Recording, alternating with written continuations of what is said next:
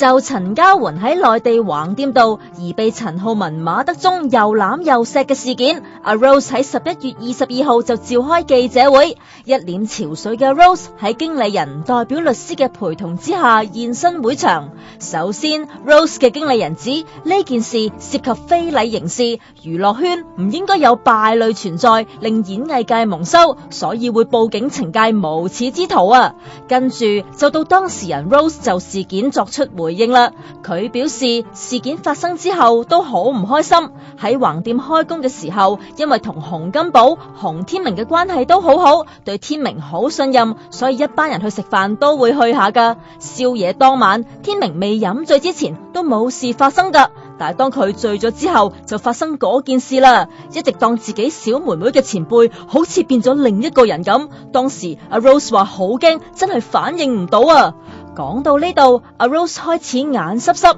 停咗一陣之後再話自己真係唔夠警覺性，要向師傅同各方面講聲對唔住。